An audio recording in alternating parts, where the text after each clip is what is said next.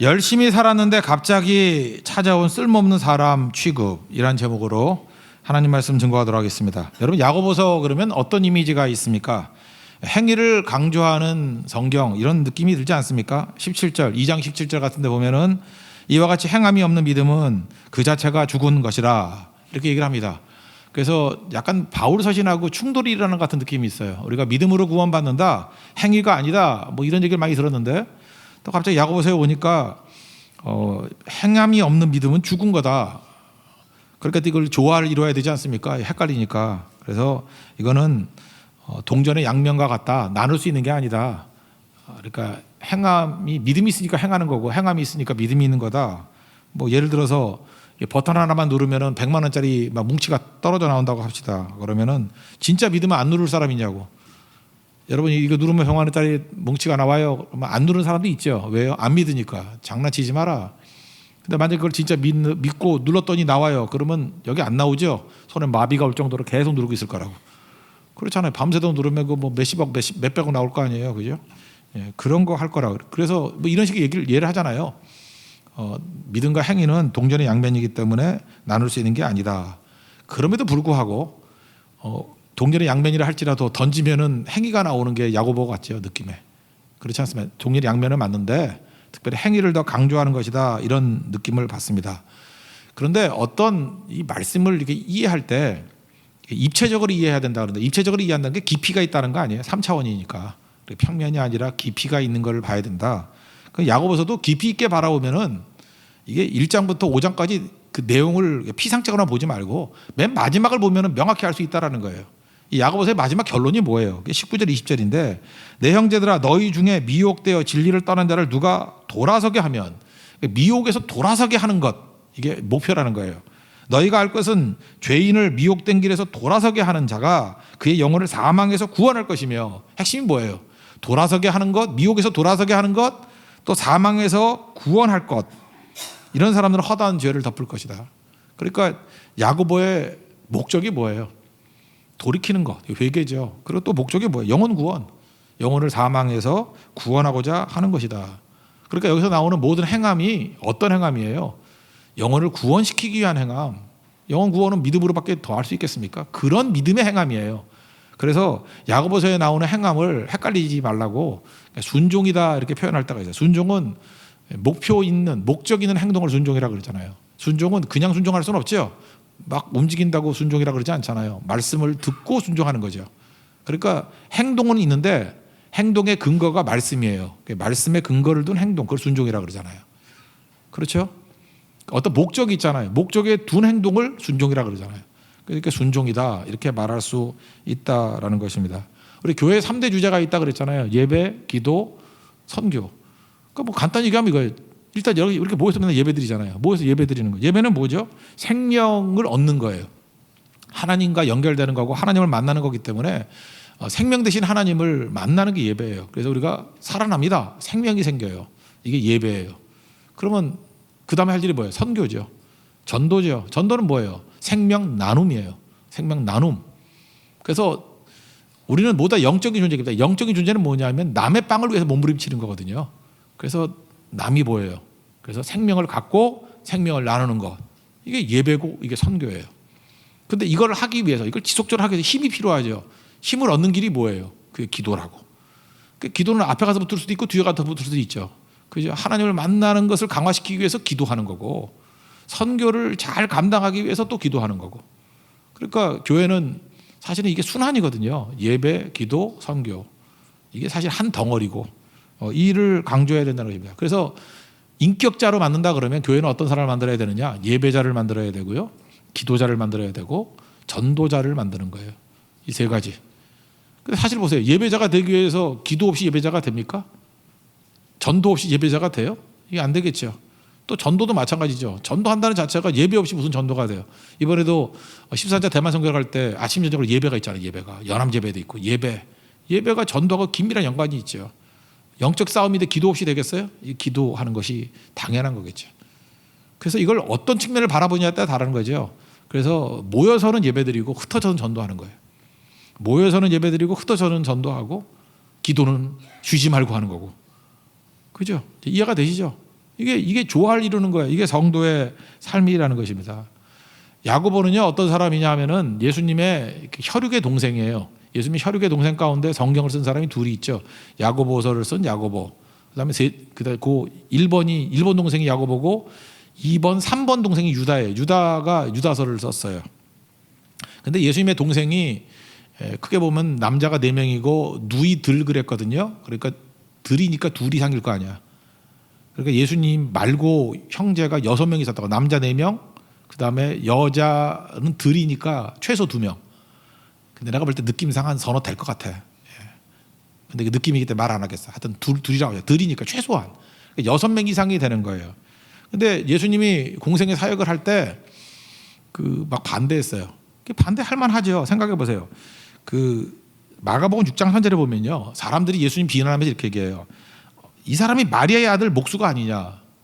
왜 요셉의 아들이라 그러지 않고 마리아의 아들이라 그랬을까요? 요셉이 일찍 죽었는가 봐요. 굉장히 일찍. 그죠? 그래서 큰 아들이니까 예수님이 가업을 이은 거예요. 그러니까 동생만 해도 6이잖아요. 6 더 될지도 몰라. 근데 엄마가 마리아가 별로 그렇게 유능해 보이지 않잖아요. 그죠? 뭔가 이렇게 별로 일 안 할 것 같이 보이지 않아요? 그러니까 예수님이 홀로 일 다 한 거잖아요. 그러니까 자식들, 자기 형제들, 자매들 이렇게 부양한 거죠. 그러니까 소년 가장이었어요. 예수님이 소년 가장. 근데 30살이 돼가지고 한참 일해야 되는데 예수님이 나 이제 공생애 한다 그러고 갚아버리는 거예요. 사실은 누가 제일 황당하겠어요? 첫 번째 동생 야고보. 그러면 이 모든 일을 나보러 하란 말이냐? 맞다, 네가 하란 말이다. 네, 그런 거죠. 그래서 야고보가 제일 열받았던 것 같아요. 그래서 마가복음 3장 21절 같은 데 보면요, 예수의 친족들이 듣고 예수님을 붙들러 오니 그가 미쳤다 하미러라. 예수님한테 미쳤어, 형이 미쳤어. 그 노래 아니야, 미쳤어. 그 노래 아니에요. 예, 그게 미쳤다 그러면서 막 따라온 거라고. 잡으러 왔어요. 그때 예수님께서 뭐 누가 내 모친이고 누가 내 형제냐 뭐 이러면서 말씀 듣고 따르는 자가 예수님도 성질 났는가 봐. 그죠? 이놈들이 해도 너무하네. 그래서 막 그렇게 욕했던 장면이 나와요. 그러다가 이 마가복음 6장 3절에 보니까 마리아들 목수가 아니냐 그러면서 4명의 형제 이름은 나와요. 첫 번째 야고보, 두 번째가 요셉, 그러니까 아버지라고 이름부터 요셉 2세겠죠. 네, 요셉, 야고보, 요셉, 세 번째가 유다, 네 번째가 시몬 베드로 말고 시몬. 그러니까 이때는 뭐 시몬이라는 이름이 흔했는가 봐요. 그죠? 시몬도 흔했고 그 조상 이름이니까 야고보도 흔했고 4명이 있었고 또 그 누이들이 우리와 함께 여기 있지 아니하냐. 누이들, 예수님의 동생들이 적어도 남자네 여자 2 이상 있었다라는 것입니다. 그러니까 책임져야 되는 거죠. 근데 예수님 십자가 지실 때까지 믿은 사람이 없어요. 가족들은 원래 가족이 잘 안 믿어요. 그죠? 가족들이 막 무시하고 그래요. 가까울수록 무시하잖아요. 그러다가 예수님이 십자가 지시고 부활하시고 난 다음에 어떤 계기인지 모르지만 부활의 주님이 나타나셨겠죠. 십자가에 달리고 난 다음에 뭐 그 가족들한테 안 갔겠어요. 예수님이 나 살았다 그러고 믿어라 그랬더니 이제 다 믿은 거예요. 형님, 이제 형님이라 그러지 마, 나 주님이야. 딱 맞고 야 그랬더니 야는 야고보를 부르는 거야. 야 어디 갔어? 그죠? 요 그러면 요셉, 유 그러면 유다, 시 그러면 내가 할 건데 집사님이 하면 할 말이 없잖아. 예, 시 그래서 나 왔다고요. 그죠? 누이들은 또 왔을 거고. 그러다가 사도행전 1장 14절 보니까요. 여자들과 예수의 어머니 마리아와 예수의 아우들과 더불어 마음을 같이하여 기도에 힘썼다 이런 얘기가 나요. 아우들로 더불어. 그러니까 예수님의 이 아우들이 다 와서 중요한 역할을 한 거예요. 그러니까 120문도에 예수님의 아우들이 다 포함되어 있어요. 예수님의 어머니도 포함되어 있고 그 다음에 아우들도 포함되어 있고 기도하시고 그다음 나중에 예루살렘 교회의 그 대표가 됐어요. 이 야고보는. 그래서 사도 바울이 쓸 때 갈라디아 쓸 때 기둥 같은 야고보 이런 표현을 써요. 그러니까 야고보가 최고라 그러고 또 사도행전 15장 같은 데 보면 예루살렘 공의회가 있었죠. 그 이방인들이 할례를 받아야 되냐 말아야 되느냐 그럴 때 야 욕이란 거 왜 뭐 목매달아 죽인 거 뭐 이런 거 왜 뭐 그런 거 먹는 거 빼놓고는 그냥 자유롭게 해라. 뭐 우리도 지금 지지 못할 짐을 지느냐. 그런 결정 내린 게 예루살렘 공의회죠. 예루살렘 공의회 의장이 누구였냐면 야고보였어요. 그러니까 야고보는 굉장히 중요한 역할을 한 거죠. 그리고 얼마나 기도를 많이 했는지 예수님 공생 기간 동안에 핍박만 해가지고 핍박한 만큼 기도를 했는가 봐. 그래서 하도 기도를 해가지고 관절염이 생겼는가 봐. 그래서 무릎이 툭 튀어나와가지고요. 다리를 잘 못 썼대요. 그래서 낙타 무릎이 여기서 나온 거잖아요. 낙타 무릎이 누구 무릎을 얘기한 거예요? 물론 낙타 무릎이 낙타. 근데 그 낙타가 누구예요? 야고보라고 야고보. 그 야고보라는 거를 이제 그 스페인 말로는 티아고거든요. 산티아고. 산티아고 가는 길 뭐 이런 게 있죠. 산티아고. 그 산티아고가 예루살렘에서 첫 번째 사도행전 12장에서 순교당하잖아요. 첫 번째 순교자. 죽긴 죽었는데 그 유골을 스페인 애들이 가져갔어요. 가져가서 거기다 묻어놔 가지고 그 산티아고 가는 길 순례길이라 해서 맨날 그 죽어라 한 달인가 두 달 걷잖아요. 그거. 예. 그때 그 산티아고 세인트 티아고는 그거는 큰 야고보라 그러죠. 예수님 제자 야고보. 이 사람 아니에요. 이 사람 아니고. 근데 예수님의 친동생 야고보는 그 AD 62년 네로 황제 박해 때 안디바에게 끌려가서 안티바스 그 제사장한테 끌려가서 죽임당해서 순교당했어요. 전도한다고. 여기서 우리가 알 수 있는 게 뭐죠? 잘 보세요. 야고보가 순교를 했는데 왜 순교했어요? 행위 때문에 순교한 게 아니고 전도하다 순교했어요. 이게 핵심이에요. 그러니까 야고보서 핵심이 뭐겠어요? 야고보서의 전체 주제는 제가 볼 때 마지막 이거예요. 전도예요. 땅 끝까지 증인되라. 그래서 순교자라는 말하고 증인이란 말이 동의어예요. 이 헬라어에서는 똑같은 말이에요. 마르투스라 그래서 말투스 또는 마르투스. 예, 그래서 순교자, 증인. 너 증인 되라. 그 얘기는 순교자 되라. 동의어예요.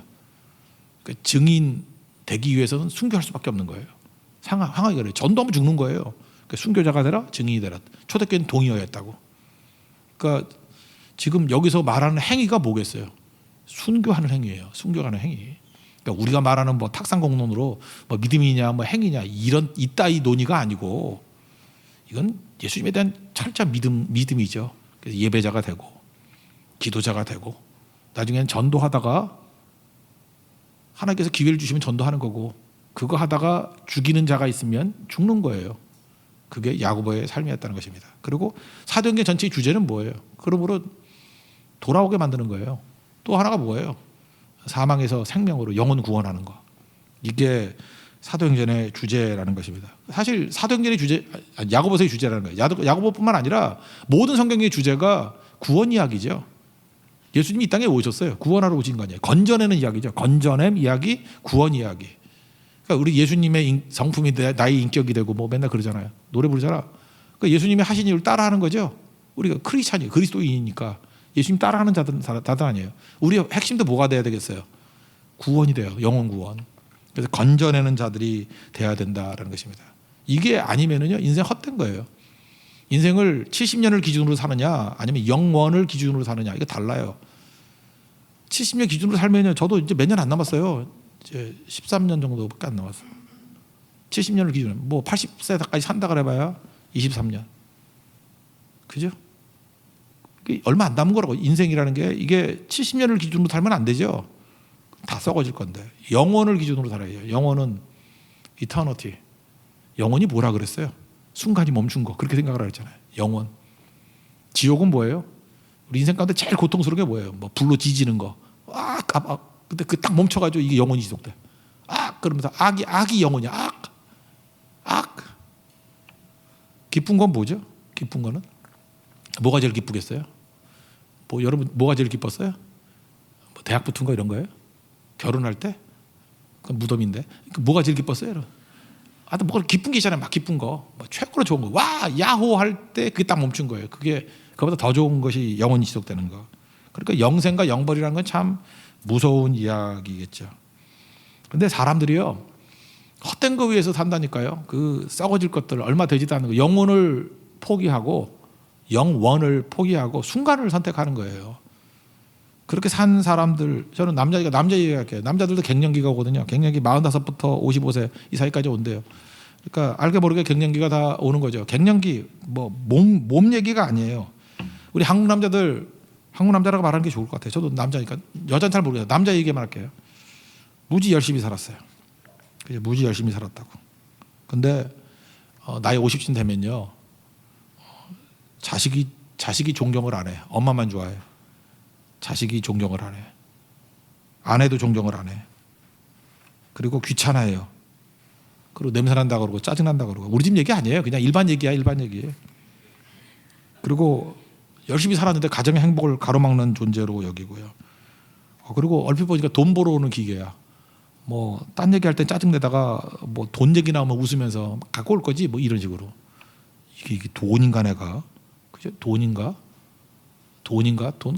돼지인가? 그런 생각이 들죠. 돼지 돈자 같이 돈인가? 이런. 가정으로부터만 소외되는 게 아니라 직장에서도 소외가 될 나이예요. 그게 갱년기예요. 사회로도 이 잠깐 소외가 돼요. 옛날에는 자기가 기여했잖아요. 직장에서도. 그런데 필요 없는 존재가 돼가는 것 같이 보이고 부담스러운 존재가 돼가는 것 같이 보이고 그 다음에 그 압력이 와요. 명예퇴직하라고 막 이러고. 그래서 승질난다고 딱 집어 던져놓고 난 다음엔 막막한 거야. 갈 길이 막막하고. 그래서 갑자기 자기가 쓸모없는 사람이 돼버린 느낌이 와요. 무지 억울하죠. 그래서 갱년기 남자들 되게 억울해요. 자기들끼리 모여놓으면 맨날 억울하다는 얘기밖에 안 해요.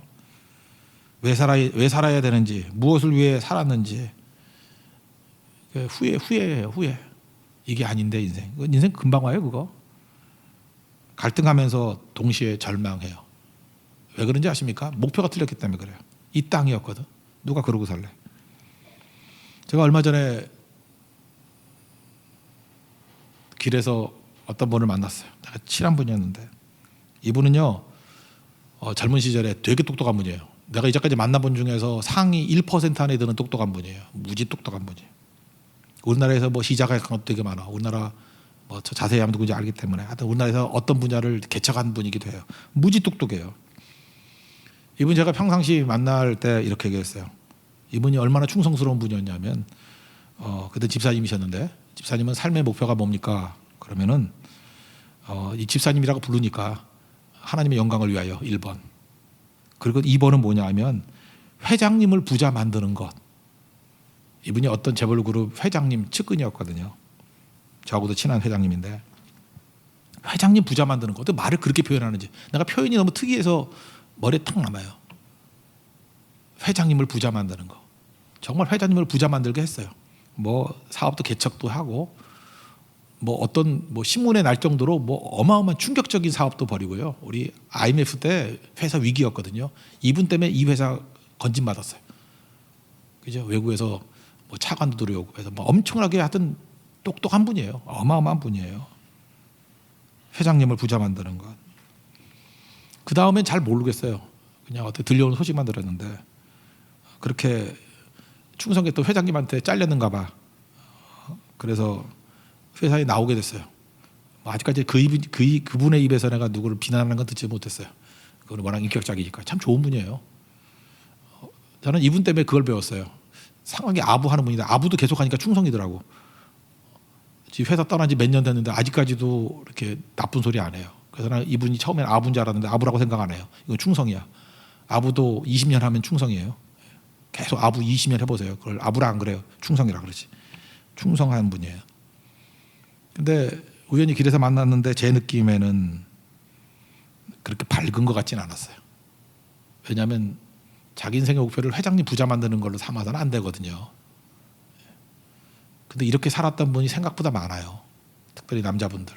의리 내세우고 뭐 사회에서 성공 내세우고 또 하나는 자녀들 그렇게 원하지도 않는데 자녀에게만 매달리죠. 자녀들은요 여러분 신경 안 써야 더 잘 커요. 그거 아세요? 신경 쓰면은 못 커요. 그 손흥민 아버지가 그런 얘기 되잖아. 맨날 나가서 놀라고 그러면서 이 놀아야 창의력이 생긴다고. 놀아야 창의력이 생겨요. 그거 아세요? 그렇게 맨날 이렇게 쪼고 하면은 아무것도 못 해요. 창의력은 놀다가 생기는 거예요. 놀다가. 저는 부모님 잘 만났어요. 한 번도 공부하라는 소리를 들어본 적이 없어. 그래서 나는 우리 친부모 만나 그런 생각이 들었어요. 한 번도 공부에 관심이 없는 거야. 맨날 놀래. 공부하려면 자라 그러고 몸 상한다고 자라 그러고. 그러니까 오기로 내가 왜 자? 딱 그러고 내가 왜 놀아? 그래서 한 거지. 불안했어요. 부모님 말씀 들으면 제 인생 망칠 것 같았어. 그래서 내가 정신 차리고 한 거죠. 근데 내 친구들 보니까 맨날 공부하라고 그러고 맨날 뭐 성공해야 된다고 그러니까 애들이 반대로 나가더라고. 그때 저도 우리 애들 그렇게 키웠어요. 나는 뭐 공부하라고 그런 적 없어요. 가서 물어봐요. 자유롭게 해야지 뭐가 창의력이 나오는 거지. 거기서 에너지가 나오는 거거든요. 저는 그렇게 믿어요. 근데 그 자녀에게 목숨 건 부모 대표적인 애들 있죠. 성공한 케이스만 듣게요. 성공한 케이스니까. 뭐 김연아 어머니. 김연아 맨날 따라다니고 어렸을 때부터 그렇게 했잖아요. 김연아 어머니 성공했죠. 어쨌든. 근데 만약에 자녀가 이렇게 돌아서면은 그 엄마가 살 마음이 있을까? 손흥민 아버지, 그죠? 손흥민 아버지는 초등학교 때부터 아들 훈련시키고 그랬잖아요. 그죠? 그랬고 요즘에 하나 드러난 사람이 있죠. 제가 제일 좋아하는 배우였는데 김혜수라고. 김혜수 엄마는 그 어려서 5, 6살부터 애 데리고 다녔어요. 특별히 그 우리가 눈에 띄는 데뷔가 청소년기지 그 전에도 아역으로 뛰었대요. 그래서 김혜수 그러면 그 엄마하고 떼놓을 수가 없어요. 엄마의 역량이 얼마나 컸는지. 엄마가 뭐 껌이었거든, 달라붙어가지고. 근데 뭐 최근에 뭐 엄마가 뭐 돈을 많이 빌렸다며. 근데 뭐 아픈 얘기라서 더 하고 싶진 않지만 그 딸이 그렇게 얘기하잖아요. 8년 전에 부모의 연을 끊었다고. 뭐 돈 때문에 이렇게 얘기했다고만 생각할 수도 있지만 어쨌든 간에 이 자녀에게만 생명 걸었던 이 딸이나 엄마나 별로 행복한 것 같지는 않아. 그죠? 그 엄마도 갱년기일 거야. 벌써 김혜수도 갱년기니까. 그러니까 엄마는 훨씬 갱년기겠지. 예. 김혜수가 12기 나이에요. 그러니까 갱년기예요. 갱년기. 이렇게 사는 거 아니죠. 우리 목사님 가운데 조정민 목사님이라고 MBC 앵커 하시던 분 있잖아요. 그분 뭐 얘기 맨날 들어보면 그래요. 자기가 언론이 사회를 구원할 줄 알았대요. 그래서 이렇게 빛을 비추고. 근데 제가 볼 때 거기 뭐 더 나쁜 소리 하더라고요. 자기나 구원 받으라 그래. 그런 식이에요. 뭐 다 마찬가지예요. 인간이 어떻게 인간을 구원할 수 있겠어요. 그러니까 그렇게 뛰면은 다 후회해요. 여러분 갱년기가 돼가지고 남자들 후회하지 않는 남자 별로 없어요. 다 후회해요. 회장님을 부자 만드는 거 후회. 자식 새끼 매달린 것도 후회. 그 정의롭다 뭐 이거 갖고 뭐 사회를 뒤집겠다 하는 사람도 나중에 너나 잘해서가 되거든요. 다 후회. 후회가 아니라 이게 답이 아닌 거예요. 그런데 갱년기에도 후회 안 하는 사람이 있어요. 그게 예배기도 선교에 매달린 사람. 특별히 선교. 이거 앞에는 기본이라고 합시다. 선교하는 일에 힘들어도 열심히 복음 증거하고 뭐 여건이 안 되더라도 헌신하고 이랬던 사람들을 보면요. 결국 돌이켜보니까 그것만 남았대. 나머지 다 허무한 거고 다 썩어서 없어지는 건데 결국은 내 인생 가운데 한 건 그거밖에 없대요. 그게 남은 거고 그게 영원히 가치 있는 거고 그거 들고 가는 거예요. 그러니까 목회가 뭐 하는 거예요? 성도들에게 가치 있는 거 가져가게 만드는 거죠. 예배, 기도, 선교. 그죠? 이거 왜 뭐가 가치 있겠어요? 그게 뭐예요? 마지막 목표 선교는 구원시키는 거 아니에요. 돌이키는 거. 건져내는 거. 여러분 아브라함이 최초에 건진받은 사람이죠. 그래서 이스라엘 하나님이 택한 백성이 시작됐잖아요. 아브라함이 갈대우르에서 건진받았어요. 그 다음에 하나님께서 창세기 15장에 우리 뭐 창세기 공부할 때 많이 배웠잖아요.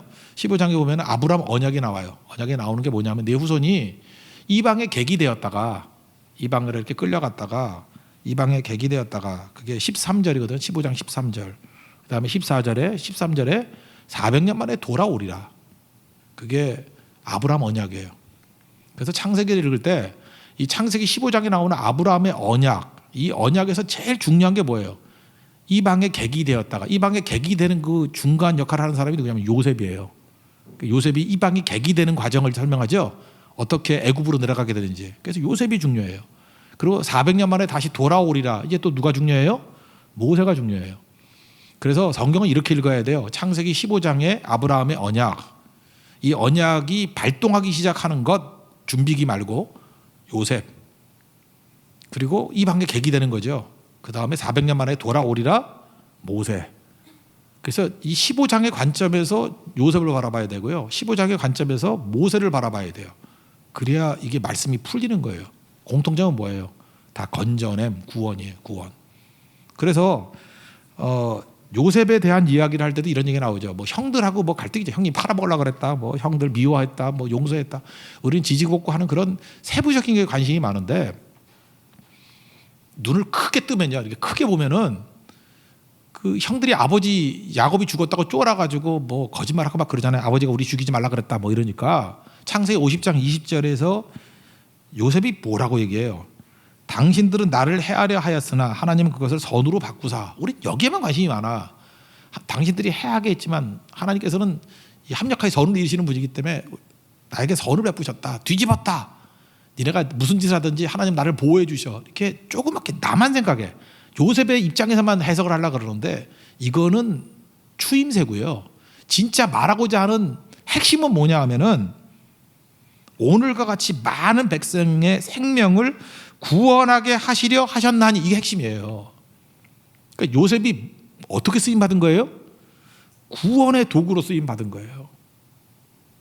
여러분 지금도 오늘도 기도하러 나왔는데 여러분들이 관심사는 지금 뭐예요? 이렇게 좁으면은, 앞부분같이 좁으면은 주님 뭐 사업을 잘해야 되는데요. 애새끼들 공부 되게 못하는데 공부도 좀 잘해야 되는데요.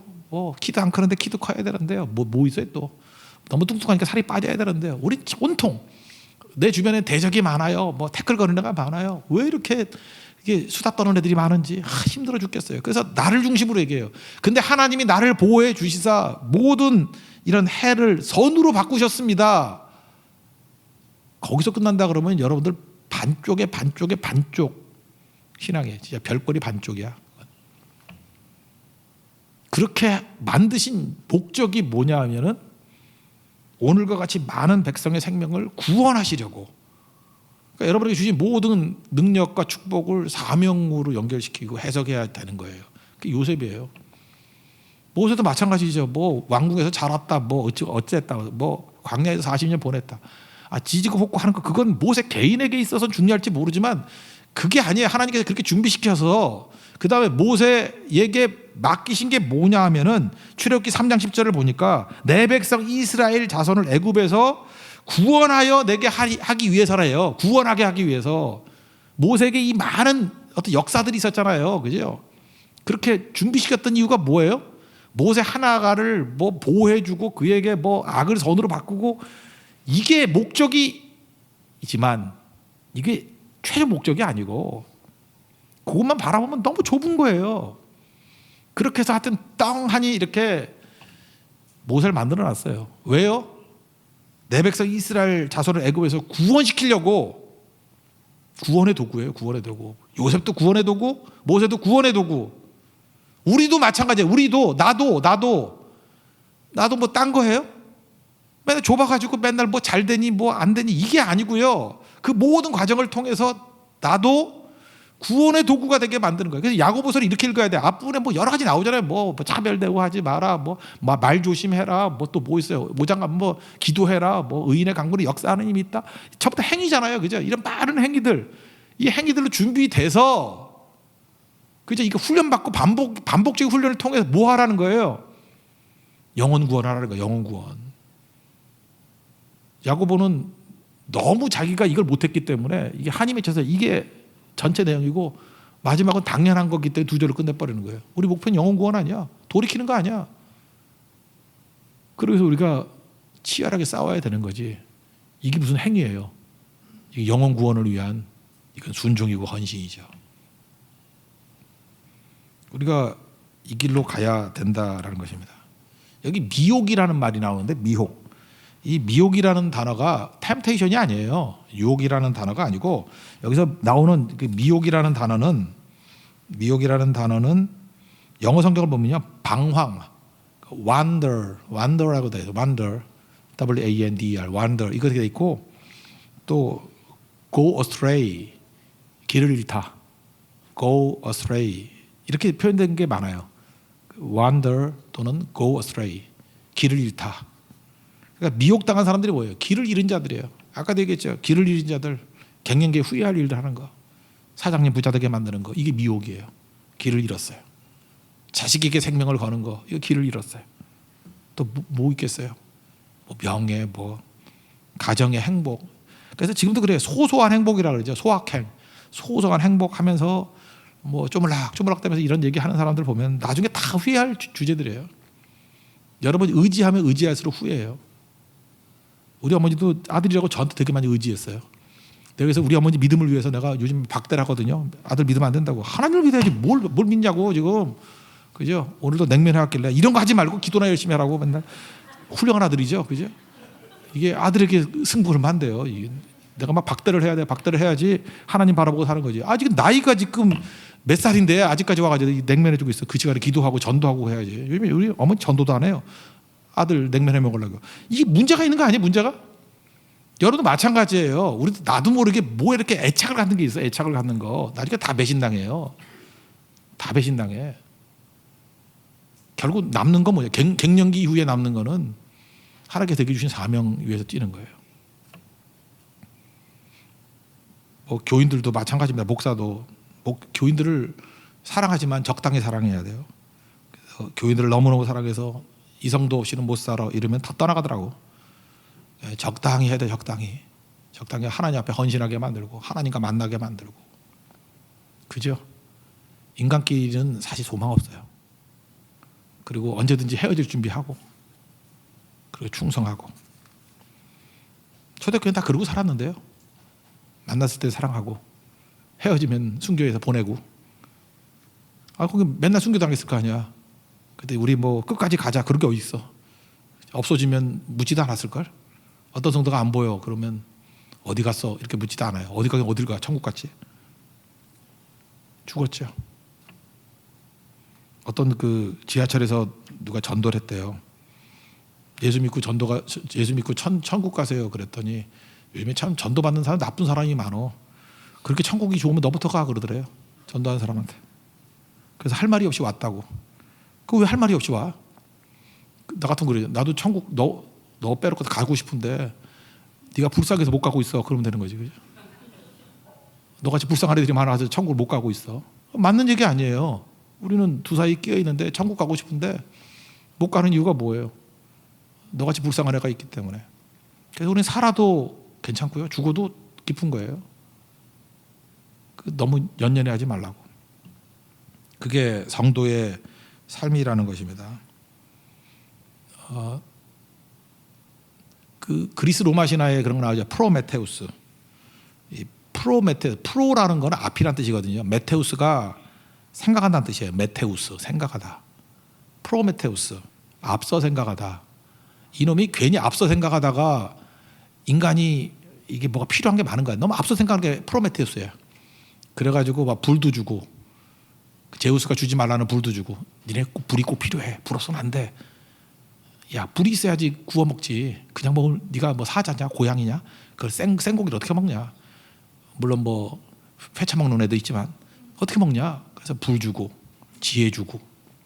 그래서 열받았다며 그 불을 제대로 안 쓰고 뭐 그 그리스 로마 신화에 나오잖아요. 뭐 폭탄 만들어서 뭐 죽이는 데 쓰고. 인간이 그래요. 가치 중립적인 불 이거 제대로 못 쓴다는 거 아니에요. 그래서 너무 앞서 생각하면 프로메테우스인데 그 동생이 에피메테우스예요. 에피. 이게 접두어가 프로는 앞이란 뜻이고 에피는 뒤란 뜻이에요. 그러니까 뒤에 생각한다. 나중에 생각한다. 이 에피메테우스 마누라가 판도라거든요. 잠깐 이런 얘기하면 내가 설교를 안 하지 뭐 하는 거지. 하여튼간에 그래. 판도라의 상자를 열기 쉽지 않아요. 예쁘게 생긴 여자가 판도라 상자를 갖고 있어. 그래서 이제 복잡한 일이 막 벌어지는 건데 에피메테우스. 이름만 놓고 얘기하자고요. 우리 크리스찬들은요, 약간은 에피메테우스 같은 인생을 살아야 돼요. 프로메테우스가 미리 생각하는 게 아니고 끝나는 과정 이후에 깊이 생각을 해야 된다고. 나중에 생각해야 돼요. 나중을 생각해야 돼요. 나중을. 에피를 메테우스 해야 돼요. 이게 목적으로 여기시다. 끝을 생각해야 돼요. 끝이 뭐예요? 영혼 구원. 이거 말고도 할 일이 많이 있지만 사실 이거보다 더 중요한 것이 어디 있겠습니까? 그죠? 영혼 구원에 우리 삶 전체를 다 드리는 거. 이거보다 중요한 건 없다는 거예요. 그래서 예수님이 오신 목적이 구원자로 오셨잖아요. 그 다음에 사도 바울이 로마서 1장 16절에서 내가 복음을 부끄러워하지 않는다. 왜 그래요? 이 복음은 모든 믿는 자에게 뭘 줘요? 구원을 주시는 하나님의 능력이 됨이라. 우리 복음에 매달리는 이유가 뭐예요? 복음 말고 우리를 구원시킬 수 있는 길이 없잖아요. 그렇지 않아요? 뭐를 더 하고 싶어? 뭐를? 이렇게 목회를 하다 보면요, 이렇게 성도들 가운데도 막 이렇게 정치적인 거를 막 했으면 좋겠다는 사람들이 있는 것 같아. 어떤 분은 제가 이렇게 막 우파적인 일을 했으면 좋겠다고 여기는 분도 있고, 어떤 분은 아니다, 정의를 위해서 좌파적인 일을 했으면 좋겠다는 생각이 있고. 그래서 양쪽에서 다 공격을 해. 뭐 공격이라기보다도 뭐 맨날 이메일로 욕을 해. 너는 뭐 성경만 전하냐? 네, 성경만 전합니다. 그러는데 제가 그 얘기는 하나 해주고 싶어요. 이유가 뭐냐? 제가 그런 거 모르는 것도 아니고 안 읽는 것도 아니고 그런 거 읽으려고 이렇게 머리카락이 빠졌어요. 다 알아요. 아는데 모든 사람들에게 영적인 구원을 줄 수 있는 능력은 복음 외에는 없어요. 그럼 이 시간에 제가 뉴스 시간도 아닌데 그거를 하겠어. 무슨 얘기를 하든지 간에 여기는 두 가지로 의견이 갈라질 건데 예수를 위해서 뛰는 목사가 갈라지게 만드는 게 옳은 거예요? 그거는 마귀가 하는 유혹이죠. 그래서 교회 와서는 제발 정치적인 성향의 얘기를 하지 말고 주님 따라가면 돼요. 다 그것도 필요하니까 그런 거야. 여러분이 어떤 분들은 나라 망할 것 같다고 느끼는 분들이 있죠. 좀 나라 망하면 좀 어때? 그렇게 뜻대로. 이스라엘도요 망해서 바벨론 포로로 끌려갔는데 나중에 보다 유익이 있었어. 그리고 또 생각보다 그렇게 쉽게 잘 안 망해. 망할 것 같지만 또 잘 안 망해. 문제는 뭐냐면 하나님께서 우리 영적인 거를 세우기 위해서 어떤 때는 막 축복을 해줄 때도 있고 어떤 때는 진짜 어리석게 만들어가지고 나라 거를 거지같이 만들 때도 있고 우생마사 그랬잖아요. 기도하면서 받아들이고 개인적으로는 뛰세요. 뭐 내가 그거 개인적으로 뛰지 말라는 얘기 아니에요. 개인적으로 정당을 만들든 뛰든지 하는 건데 교회 이름으로 하지 말라고. 교회는요 선지자적인 시각을 가지고 대응하는 거예요. 하나님께서 이걸 통해서 어떤 일을 하시는가. 그리고 기도해야죠. 나라 부자 되게 해달라. 그런 기도보다도 하나님께 쓰임받는 나라가 되고 제사장 나라가 되게 해달라. 그게 더 중요한 거겠죠. 그리고 또 백보향부에서 또 거지같이 그런 것도 뛰고 하는 목사들도 좀 있어야 된다고 생각해요. 저는. 왜 그러냐 하면은 성경에 보면 또 그런 거짓 선지자들도 있었어. 또 나름대로 또 하나님 또 잘 사용하시더라고. 그러다가 또 정신 차리고 돌아오기도 하고.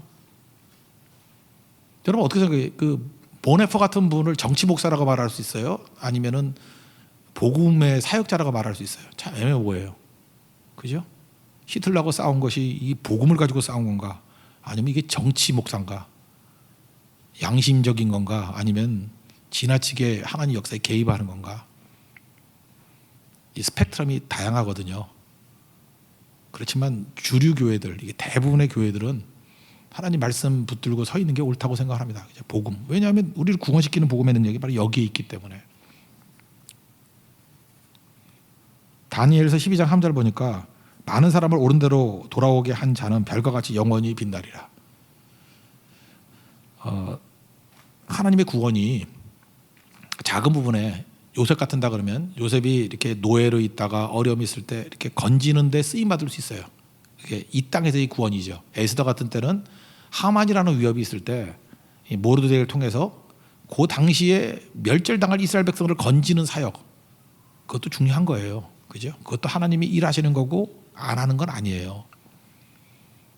그러나 하나님의 대부분의 사역은요 그보다 더 커야 돼요. 훨씬 더 큰 게 돼야 돼요. 하나님께서 그렇게 대적하는 그 백성조차도 구원의 대상으로 삼은 거예요. 그렇지 않아요? 지금 하나님 도와주셔서 악한 자들을 멸해 주세요 하는 그 자체에도 좋게 보는 거죠. 그건 어떻게 보는 거예요? 하만은 대적이고 우리는 하나님 백성이 구원받아야 되고 저놈들은 멸망받아야 되고, 물론 그런 차원이 있다니까 작은 부분에. 더 큰 차원이 되면 어떻게 돼야 돼요? 그 사람조차도 구원의 대상으로 여겨야 되는 거라고. 그게 복음의 주류가 돼야 돼요. 물론 세부적으로 예수님 당시에도 젤롯 당이라 그래가지고 무장혁명 하려는 사람도 있었죠. 그렇지만 그건 주류 아니죠. 예수님께서는 더 큰 거죠. 구원의 대상으로 보는 게 중요하다는 거. 삭개오를 보세요. 삭개오를 어떻게 볼 거예요? 한번 예를 든다 그러면 삭개오 어떻게 볼 거예요? 삭개오는 요즘에 우리 같이 프레임을 뒤집어 씌운다 그러면 애국자냐 매국자냐 매국노냐 그러면 매국노에 가깝죠. 로마에게 달라붙어서 세금 뜯어먹고 있으니까. 근데 예수님이 애국이냐 매국이냐는 프레임으로 삭개오를 바라본 게 아니잖아요. 구원의 대상으로 바라봤어요. 건져내야 될 대상이에요. 그래서 예수님도 욕 무지 먹어가면서 삭개오의 집에 가서 밥 먹잖아요. 그때 무사람이 보고 수군거렸대요. 누가복음 19장 7절. 이게 말이 수군이지 그저 죽이려고 음모 꾸밀 정도로 어려운 상황이었어요. 그렇지만 구원자의 모습을 갖잖아요. 인자가 온 것은 잃어버린 자를 찾아 구원하려 함이라. 우리가 할 일이 이거예요. 이런 것 때문에 수군거림 당하고 공격당하는 거 괜찮아요. 왜? 우리는 건지는 자니까. 건져내는 이야기를 하는 사람이니까. 우리 대만을 가든 어딜 가든지 건져내다가 당하는 비난은 감수해야 돼요. 고난은 감수해야 돼요. 이 건져내는 사역이니까. 사마리아 여인도 마찬가지 아니에요. 이건 뭐죠? 윤리냐 폐륜이냐 그런 거 아니에요. 윤리적이냐 폐륜적이냐. 남편 5이나 있었다. 이거 뭐 폐륜에 가깝죠. 근데 예수님은 뭘 봤어요? 그 낮에 사람 있는데 나타나기도 힘들어하는 여인을 찾아가셔서 건져주잖아요. 겉의 흠집은요 누구나 볼 수 있어요. 그러나 그 상한 마음은 예수님만 보시는 거예요. 우리도 그 상한 마음을 볼 줄 알아야 돼요. 우리 교회는 예수님 같은 그런 길을 걸어갔으면 좋겠습니다. 그 상한 마음을 보고 그를 건져낼 수 있는 그 일에 쓰임 받읍시다. 제가 좀 최근에 좀 제일 가벼운 책, 좀 시시껄렁한 책을 하나 읽고 있는데 손흥민 책이에요. 손흥민이 쓴 것 같지는 않고 이렇게 제가 이렇게 얘기를 하면 누가 써준 것 같아요. 축구를 하며 생각한 것들 하는 손흥민의 첫 번째 에세이가 있어요. 그 앞부분에 보면 이러대요. 이런 얘기가 나오네요. 손흥민이 그런 건지 그걸 대필해 준 사람이 그런 건지 예수 믿는 냄새가 팍팍 나. 손흥민이 참 감사하대 자기가. 뭐가 감사하냐 하면은 이 감사란 말은 예수 믿는 사람만 쓰는 건데 이 영국 가 있어가 예수 믿겠는지도 모르지. 자기가 계속 출전하는 게 감사하대. 자기가 계속 출전할 수 있다는 건 뭐냐. 이 18, 19 시즌에 거의 계속 출전했대요. 계속 출전할 수 있었던 건 뭐냐면 첫째는 내가 다치지 않았다는 거고 다치면 출전 못 하잖아요. 다치지 않았다는 뜻이고 계속 출전한다는 것은 두 번째는 내가 징계받지 않았다는 거고 몇 게임 빠져라 뭐 이런 거 없고 셋째는 내가 경쟁에서 이겨서 기회를 잡은 거기 때문에 그래서 계속 출전한 게 너무 감사하대요. 그러면서 이렇게 얘기해요. 눈에 보이지 않는 누군가가 나를 지켜주는 것 같은 느낌이 있대요. 이게 뭐 하나님이죠. 하나님을 이렇게 표현한 건데 눈에 보이지 않는 누군가가 계속 나를 지키고 있는 것 같대요. 손흥민 얘기예요. 그러면서 감사하대요. 계속 출전하는 거. 우리 인생도 어떤 게 감사가 돼야 되겠습니까? 이게 감사가 됐으면 좋겠어요. 계속 우리 선교할 수 있는 게 감사해요. 하나님께 나를 계속 선교할 수 있도록 불러주신 거. 어떤 사람은요 돈도 없어. 근데 어디 꾸역꾸역 선교 가. 어떤 사람은 건강도 없어. 맨날 류마티즘 관절염에 뭐 이렇게 눕지를 못해. 뭐 영적 식도염이라 그래가지고 그죠? 뭐 목이 탄다 그러고 뭐 맨날 이래요. 그래서 뭐 맨날 아프대. 그런데도 선교 가요. 상황도 안 좋아. 그러니까 광야 같은 상황인데 어쨌든 계속 출전하는 거예요. 그 감사한 거죠. 어떤 사람은 여건은 되게 좋은데 계속 출전을 못해. 건강한데 벤치에 앉아 있으라 그러고 몸이 근질근질 하는데 나가지 말라 그러고 뛰려 그랬더니 뭐 부상당해서 못 나가고 그게 복은 아니겠죠. 우리가 하나님 앞에서 이런 복된 모습이 있었으면 좋겠습니다. 하나님 계속 출전할 수 있는 은혜를 주십시오. 우리 인생 70년 80년은요 이건 소모품이에요. 이거를 소모해서 영원한 가치 있는 하늘나라 있죠. 천국의 가치를 바꾸는데 사용되는 그런 하나님의 축복된 종들 되기를 바랍니다. 그래서 우리는 성경 전체가 건져냄의 이야기, 구원의 이야기라는 것을 깨닫고 열심히 건져내고 내 삶을 주님께 드릴 수 있는 믿음의 종 되기를 바랍니다. 자리에서 일어나겠습니다. 내 삶은 주의 것 찬양하고 우리 영원 구원 놓고 또 기도합시다.